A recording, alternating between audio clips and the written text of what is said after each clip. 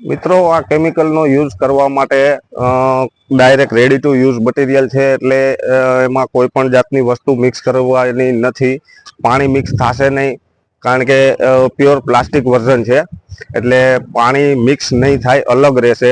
બીજા નંબરમાં કે petrol, diesel, kerosene, thinner, turpentine કોઈ પણ વસ્તુ મિક્સ નહીં થાય. જ્યારે પણ કોઈ પણ વસ્તુ આમાં મિક્સ કરશો તો કેમિકલ પોતે ફાટી જશે. એટલે કોઈ પણ વસ્તુ મિક્સ કરવી નહીં, કારણ કે રેડી ટુ યુઝ વસ્તુ છે. એકદમ માપે કેટલા પ્રમાણમાં લગાવવું એ પ્રમાણે જ આ કેમિકલની જાડાઈ છે. એટલે ડાયરેક્ટ બ્રશથી અથવા રોલરથી એપ્લાય કરવું. આ વોટરપ્રૂફિંગ કેમિકલ જે આ ટાઈપનું ઓપન ધાબુ છે, ઓપન ટેરેસ છે, એમાં રોલરથી પણ કરી શકાય અને બ્રશથી પણ કરી શકાય છે. બ્રશથી કરવા માટે 100 સ્ક્વેર ફૂટમાં 4 કિલોની એવરેજ આવશે, જ્યારે રોલરથી આ રીતે કરવામાં 5 કિલો 100 ફૂટેજ હશે અને એકદમ ફિનિશિંગ વાળું કામ થશે. રોલરથી થોડું વધારે જોશે, પણ કામ વધુ સારું થશે રોલરથી.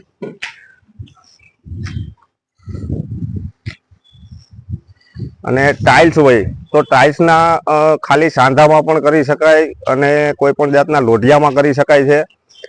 સિમેન્ટના પતરામાં ચાલશે, લોખંડના પતરામાં ચાલશે, કોઈ પણ જાતના પ્લાયવુડમાં ચાલશે.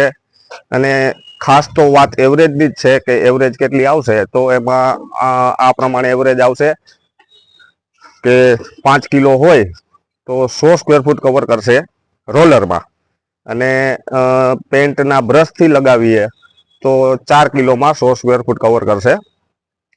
પછી બીજી મહત્વની વાત એ છે કે જ્યારે આપણે આને કોઈ પણ સરફેસ ઉપર એપ્લાય કરીએ ત્યારે કોરું હોવું જોઈએ. ભીની અગાસીમાં કે ભીના તાબામાં લાગશે નહીં, જેની ખાસ નોંધ લેવી.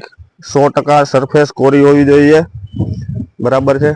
અને બીજા નંબરમાં કે આ કેમિકલ લાગ્યા પછી 24 કલાક એની ઉપર ચાલવાનું નથી. અગાસીના લોઢિયામાં ખૂણા ખાંચામાં બ્રશથી લગાવવું. ખાસ ધ્યાન એ રાખવાનું છે કે કોઈ પણ સપાટીમાં કોરી હોવી જોઈએ, ભીની સપાટીમાં નહીં ચાલે. કવર પૂરી રીતે થવું જરૂરી છે.